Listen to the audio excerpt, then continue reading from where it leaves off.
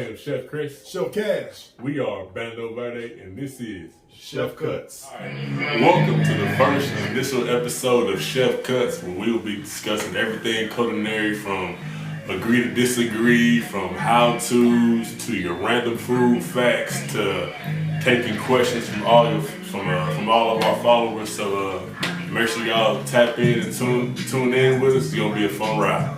Oh yeah, let's do this. Let's do this. So Chef Chris, what you want to talk about today? All right.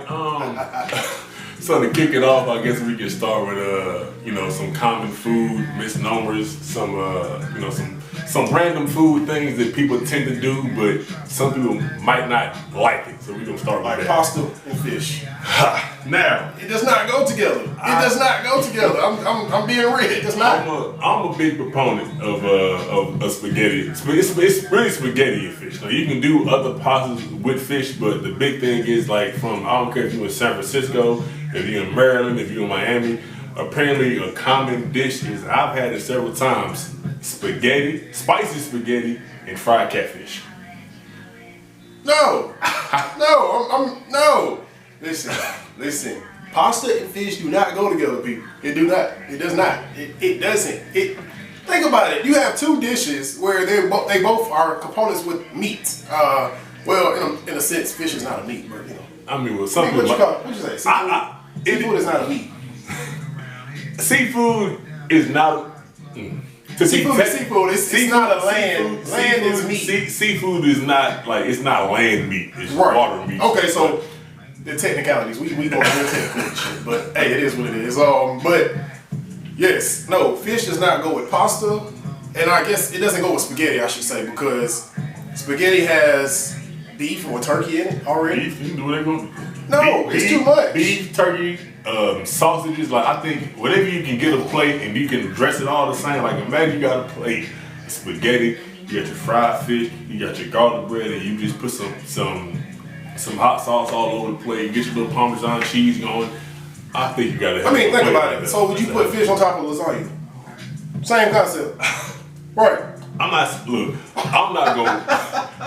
gonna cook it, but let's say I'm at somebody's house, or I'm at a work potluck or something like that, and they got lasagna and they got fish. I'm not gonna put it on two plates. I'm gonna eat it. You know what I'm saying? I'm gonna eat it all. It's a northern thing. It's a northern thing. I'm not that. Southerners don't do that. I spent 4 years up north. Really, that wasn't even north. It was Midwest. It was Midwest. So. Well, we don't do it down here. We do, but not me. I'm sorry. That's but personal. Hey, if y'all do it, power to you. If you don't do it and you haven't tried it, I suggest you try it. But we'll leave that where it is. So yeah, we're gonna disagree on spaghetti and fish. I don't know why, Chris, but yeah, I'm gonna disagree. Oh, macaroni and cheese. Love it. But Absolutely. Some people do absolutely too much with macaroni and cheese. Absolutely. I don't know how you feel about it, but eggs do not belong in macaroni and cheese. It does not. I mean, I get it. People do it as a binder, but at the same time, it's just like you have cheese. It's already binded. You have cream. Whatever fats that you want to use, it's already binding your noodles together. It's a miracle that we work together, because we disagree on the first two things that we bring up. You put eggs in the macaroni and cheese? I put eggs in my mac and cheese. I think it is a phenomenal binder. I think it gives it like a certain texture. Like, it makes it smooth. It helps keep everything together. Like, I want mac and cheese. I don't want cheese and pasta soup. And that perfect binder is you get you some free range chicken eggs, or I'll do one better. Get you some duck eggs. Get you some duck eggs. Get you in that mac and cheese. I promise you ain't gonna go wrong. No. Okay, well, we're speaking on eggs and macaroni and cheese. No, I'm just being funny now. So what about Velveeta and macaroni and cheese? If you bring me a plate of Velveeta mac and cheese, it'll be the last place you'll bring it. Thank you. Velveeta does not belong in macaroni and cheese. First, it does not. I don't buy cheese off of. So I'm gonna go a little bit of tidbit. So if you ever been to the grocery store, you notice that everything fresh is on the outside. They got the produce, you got your dairy, everything in the middle is in a box. It's in the They call that something. I forget. I don't know what it's called, but we'll talk about that at one point or another. It's but Velveeta is in the middle aisle. What does that tell you? That means it's fake. It's pasteurized. Oh, so I don't know why people would want to put that in their mac and cheese. Like, you may as well just make what's the little blue box of Kraft? Like, come on, if you come at me with that shit, right. You won't bring it up. We good on that. No, we agree on that. We agree on Velveeta is not real cheese. And it's actually salty as hell. I mean, I tell people, don't use Velveeta in a sense because you can just use, cream and cheese. That's your Velveeta right there. The season how you want. And it don't even, like, if you get a box, I might get a box just to show y'all what y'all really using, if y'all use it. It says pasteurized cheese product. Yeah. Nothing about that is legit. You might as well use Cheese Whiz and shit, whatever that is. The only place Cheese Whiz belong is in Philadelphia at Geno's on a cheesesteak. If you bring me mac and cheese with Cheese Whiz it belongs in the trash can. That's where the hell it belongs. The trash can ain't a bad place for it either. Give me some real cheese and better than that, please. Okay, so how do you feel about sugar being in macaroni and cheese? I can't believe this is a question. Right. You'd be surprised. You'd be surprised. I don't know. Little hood babies love that kind of shit. Where they putting damn sugar in. Come on. I mean, but really, low key, to walk it back though, I know some people that put sugar on spaghetti. Right, okay. But now there's an actual, like, to get technical with you, there's an actual place for sugar in tomato-based sauces. Sugar cuts some of the acidity from and awakens the tomatoes. It awakens the tomatoes up. So it's a place for it. But I don't know if I'm putting sugar on spicy spaghetti. I don't want sweet and spicy spaghetti. It's not. It's not cheap. That shit right there. It's them. I'm not doing it. I'm not doing it. So sugar does not belong in macaroni and cheese. Neither does Velveeta. Now we can't agree to disagree on eggs. I think we keep working together. So it is what it is on that. But yeah, so grits, same ordeal. Grits. It's gonna be wild, yeah. This argument has been going on for a long time. Grits belong damn. Sugar belongs in grits. It does. Salt belongs in grits. It goes both ways. Well, I thought I knew. Hey, it goes both ways. Now, listen though. As I got older, I do not put sugar in my grits anymore. Okay. I do not. I got older, and it's just like I want the savory taste. Grits. Look, I said the same as you. Listen to you. Sugar and grits is childish. It's for children, in my opinion. Like, I did it growing up because, as a kid, I want syrup on my waffles, I want sugar, more grits, I want this, that, and third. Right. But if you are an adult, if you are still putting sugar in your grits, grow up, take the sugar out. Oh man, that's hard. This is how I feel. Grow up, it's salt and pepper. Let me give you sea salt, cracked black pepper. Okay. And Chef. And or cheese. There's no room for sugar in your grits. Not at all. And then you can, I'm taking it back. Everybody knows that onion powder and garlic powder go in damn near every dish that you have. That's a fact. On the day. So if you wanna, wake your grits up a little bit more, you can put some onion powder, you can put some garlic powder. Not too much, but a lot of options besides sugar. Right. So besides fucking sugar. Like low key, I'm curious to know the origin, because I know if you don't know, we know grits stands for girls raised in the South. Right. Now, sugar cane is a southern crop. So I'm guessing that, way back when they were making grits, they said, I got these grits, maybe these corn grits, they grind up the corn. Yeah. I got this sugar cane. Yeah. Let's see how it works together. And maybe it started then. I don't know. But I'm glad things changed. Some words I want to use for that, but we're not going to use no words right now. I think my go-to is cheese in my grits. If it's, I don't care. I was at K&K Soul Food on Bankhead yesterday. Mm-hmm. Cheese on my grits. They had an option. I said, please give me cheese on. It was real cheddar. Oh. I don't want no. Don't give me. I'm like, get you some Velveeta. Well, let me pause. I would never disrespect Waffle House. Waffle House. Wait a minute. Waffle House is a southern staple. Yeah. But they crossed the line when they put that slice of American that craft ass single cheese. on my bowl of grits. Oh, and they don't even melt this shit down You know what I mean? there. Like, I'm sure if you've ever been online, on Instagram, on World Star, you done seen a fight bang out in Waffle House. Yeah. I'm gonna say 9 times out of 10 it was over cheese. Because somebody was mad. They was mad as hell. Like, you can't do that. I'm gonna say it was over cheese because somebody was real. The cook was real disrespectful and put American craft symbols. That's fighting on words that right fucking now. grits. So, we gotta move on to the pineapples on pizza. All right. I'm not opposed to it, but hey, teach his own. It's not bad. It's not bad. It's not bad, because I feel like you can do pineapples, it goes all across the board with different things in that manner. But at the same time, it's just like when it comes to pizza, pizza, I'm not a big fan of pizza. We know that. But I'm not a big fan of pizza. But why is that? Get deeper. Why don't you like bread was it a bad experience? Bread and cheese. No, it don't do nothing for me, man. It's bread and cheese. Even with all those, you have an array of toppings. Maybe they had like more like Mexican toppings on pizza. You know how I eat a lot of Mexican food. So. Understood. I don't damn know, but I'm just not a fan of pizza. But pineapple, it goes both ways. I don't know how you feel. How you feel about I don't mind it. Like I'm not gonna turn it down. Like I like kind of kicking it back to even when we talk about putting sugar on the spaghetti, taking it back again. Right. Putting a pineapple, because a lot of times, like I've seen it paired with ham. Ham is the salty swine. It's a salty swine. Sweet and sour. So you get that sweet and sour. You get that, you know what I'm saying. You get that acidic kick with the sweetness on your pizza. Now, why you want to pair that with cheese? I don't know.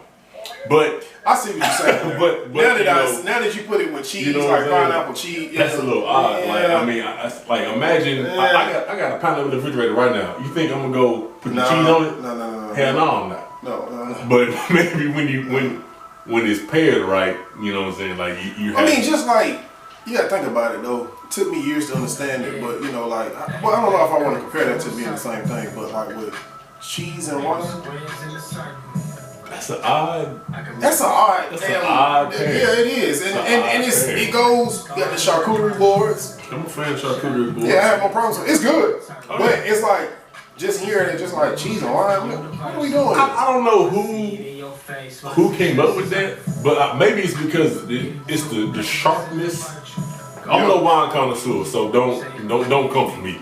Like I like liquor, beer, and I like port wine. That's my thing. I'm not a Cabernet, Sauvignon Blanc, all that. Like I drink it, but it's not my thing. So I'm not overly familiar with wine and cheese pairings. But it's just peculiar to me. Who woke up one morning and said, you know what would be good? You know what would be good with this Sauvignon Blanc? They was already drunk. Swiss cheese. They felt like you know what I'm saying? Like I don't know. Let me grease your stomach with some cheese and wine. I don't know who came up with that, but more power to them. Yeah, but so overall, do you feel like pineapple belongs on pizza? It belongs on. That's a hard word. I'm gonna say it doesn't not belong. It is a worthy topping. Okay. It is a worthy topping. I will say I've had it before. It's not bad, but to me, it does not belong on pizza because it's another fruit. And it's like, let's go throw strawberries on pizza. Let's go throw blueberries on pizza. What would they call? They call that. That'd be a bit of a reach. Yeah, I'm not putting. So I'm just saying. Okay. I'll try one here. You can put pineapple with ham, right? On pizza. People do that. People because you put pineapple on ham. Yeah. Pineapple on ham pizza. People put pizzas on chicken. Yeah. So there's a stretch. But it's facts. It's room out there for fruit and meat. Okay, we're gonna leave it to y'all. Okay, that's what we're gonna do. We're gonna leave it to y'all. How do you feel about pineapples being on pizza? Now I know some of my friends and family and how they are on pizza and what's the toppings and whatnot to be on there. So yeah, but pineapple, we can pass on that. Alright. So yeah. That's what we're going to do on Agree to Disagree. That's it. Then we're going to move on. How to do certain things in the kitchen. Now, let me preface about we are graduates of the prestigious Le Cordon Bleu University. So what we say is gold. So you tell me, how do you fry your chicken? How do I fry my chicken? So how do I fry my chicken is, I clean the shit first. Clean it.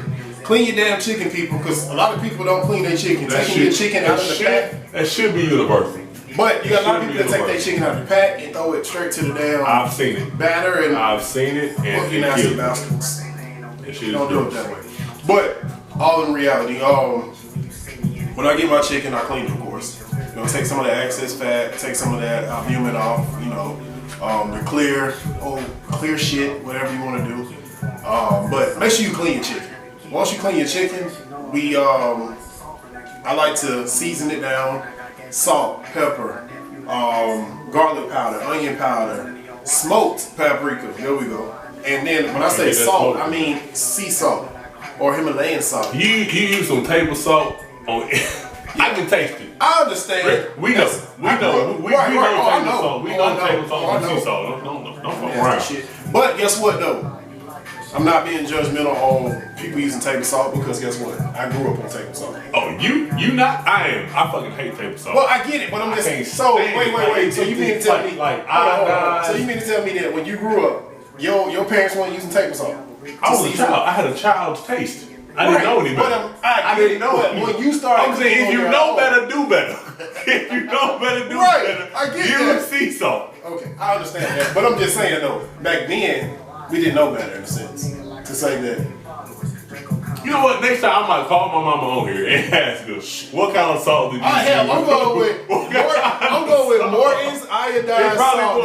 Everybody know more. So that's what we gonna stick to. Blue outside with the umbrella and shit. You start making your own money and shit and doing your own thing out in this world. You go with that damn Himalayan or you go with the sea salt. But we don't got real fancy though. Right. That's why you took the words from my mouth. We don't got real fancy. Smoked salt. Oh my god. Smoked salt is smoke this, smoke that. Hey, there's a lot of smoke shit in my kitchen. Anything they can get smoked, smoke it. So season my chicken. With certain ingredients that I use. Like I said, Himalayan sea salt, cracked pepper.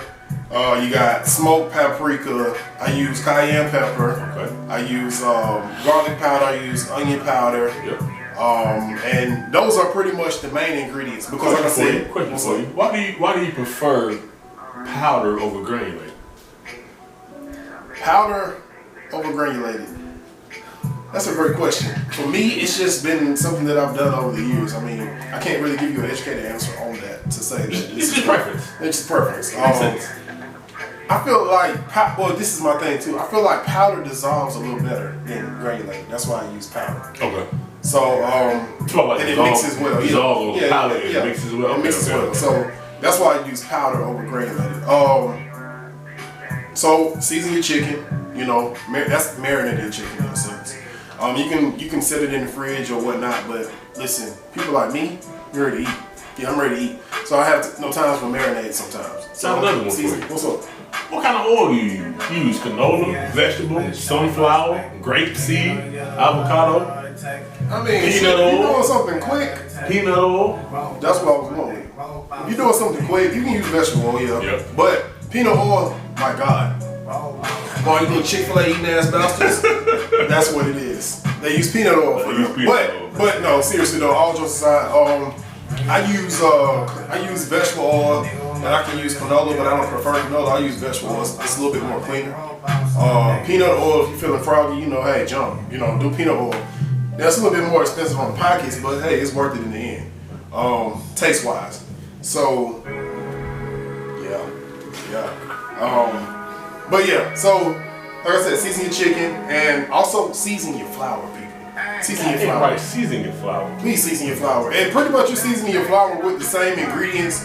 You can dial back a little bit, it's more pinches and whatnot. But season your flour. If you don't season your flour, it's just like, Because some of that seasoning from when you seasoned it when it was raw, it tends. You might lose some in the oil. Right, you might lose some. What you achieve is seasoning the chicken raw and the skin. If the seasoning is getting on the chicken, so boom. Now once you season the flour is what gives it that crust. Right. So now you're gonna have seasoned chicken and seasoned crust. So that first bite, something the birth of flavor. You're not gonna bite into no unflavored ass, table salt tasting ass crust. You know what I'm saying? And then you get to the flavored chicken. I want flavor throughout mine.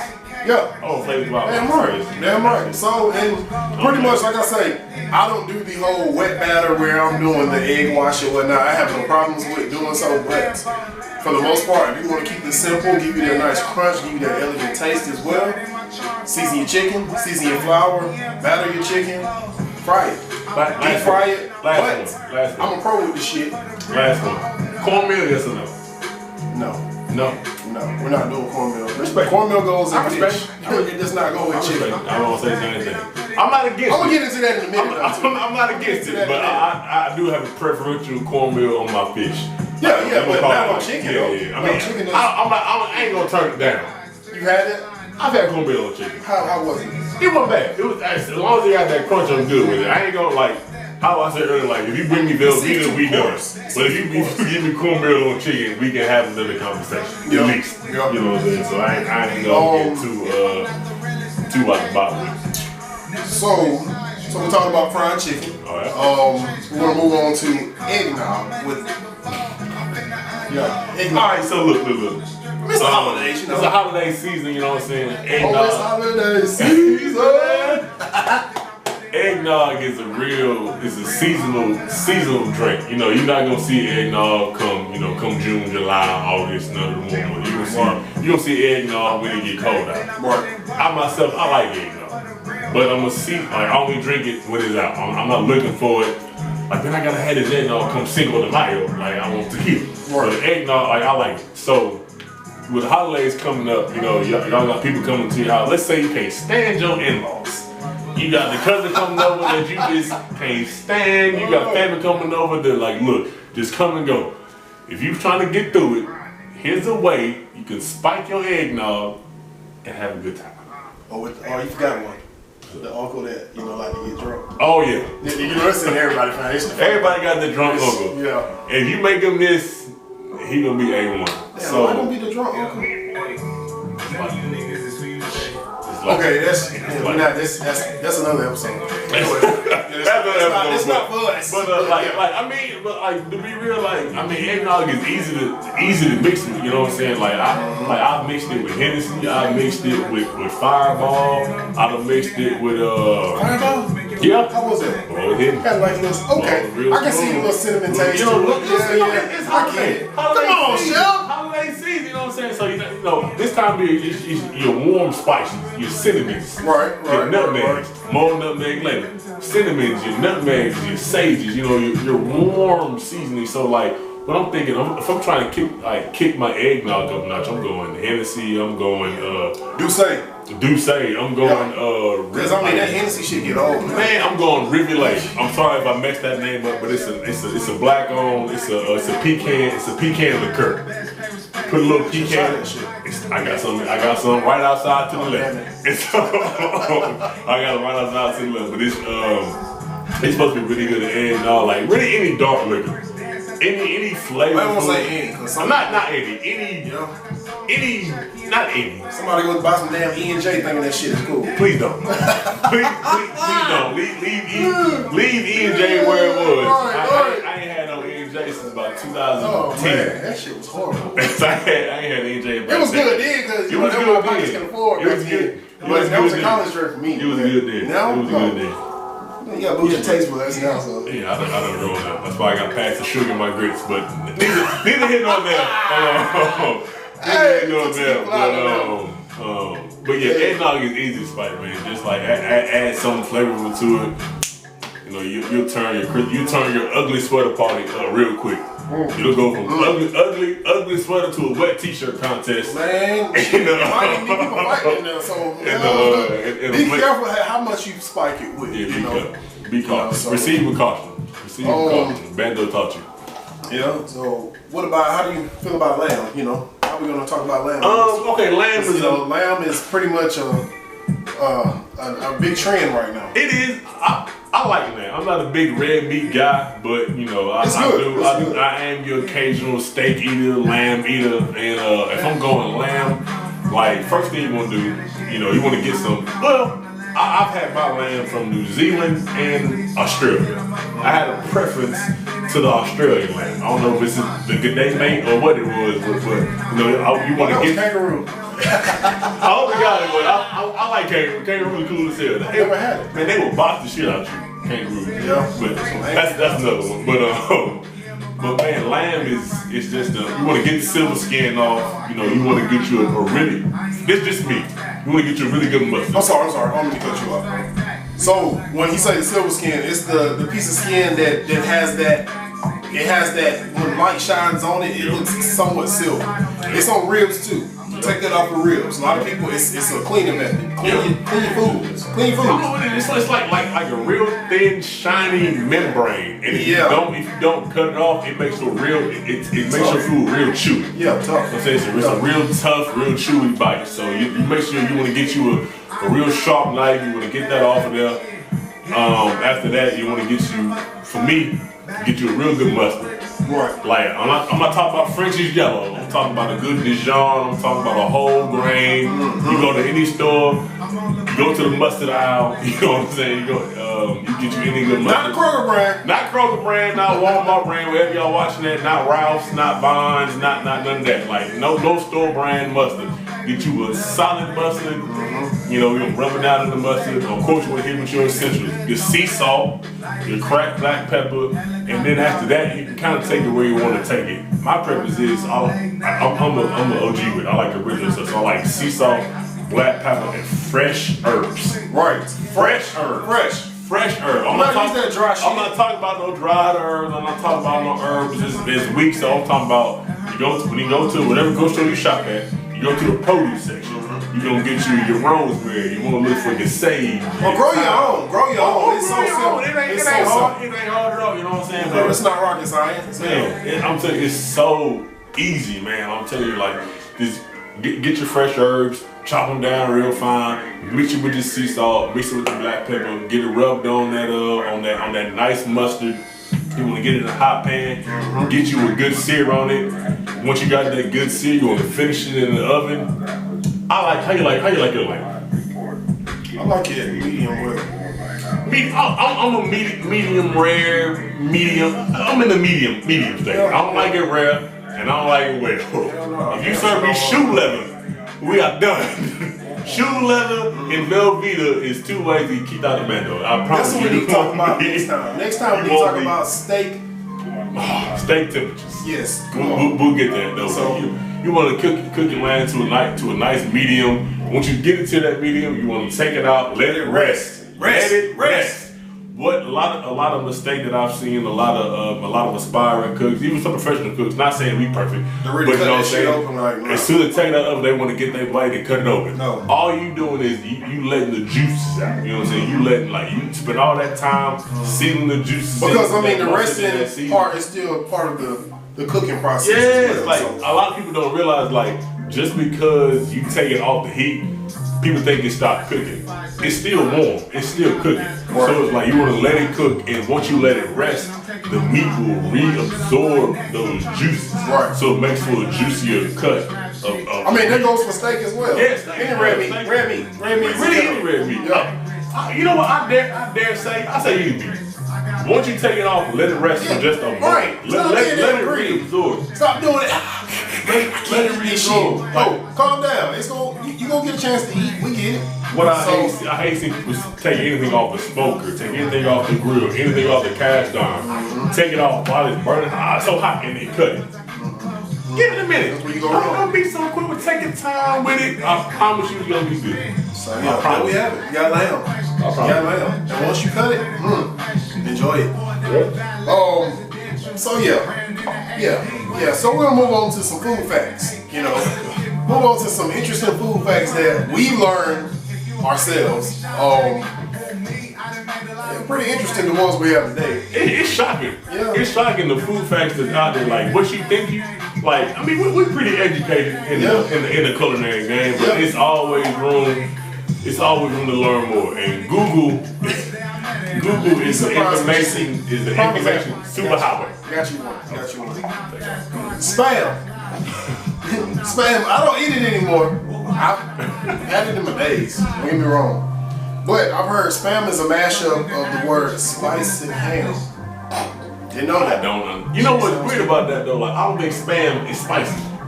So what do you mean by spice? I don't know. I don't understand at all. Spice and ham? What spice? Spam? Like, I'm sure y'all have had spam at least once. It ain't spicy. You sound like some broke shit. It ain't spicy. Like, see, you might have had spam. Like, I had Vienna sausages. Yeah. I had Vienna sausages. Yeah, spam, Vienna sausages, potted meat. Yeah, I ain't had potted meat. It was only, I had spam on occasion and I had Vienna sausages often. I had Vienna sausages. What you eating now? I'm not eating the spam. I mean, I just feel like, I think what ruined me, and this was not even just before culinary, but, going to culinary school, it was more so I was hearing that, well, it's true. Well, hot dogs, all that stuff. Oh yeah, it's just ground up. It's ground up animal parts. Yeah, it's the leftovers. All it is. It's what they call it. It's a term for it. Let's get real. Offal meat. OFFAL. Offal meat. It's pretty much the parts of the animal that nobody wants. So they take it, grind that shit up, add some curing salt to it, add some other stuff to it, and they come out with potted meat, spam, hot dogs, this, that, and third. So so taking it back now. Do you think Chili's is in hot dogs? Oh, yeah. Oh, yeah. That's fucking disgusting. Why wouldn't they be?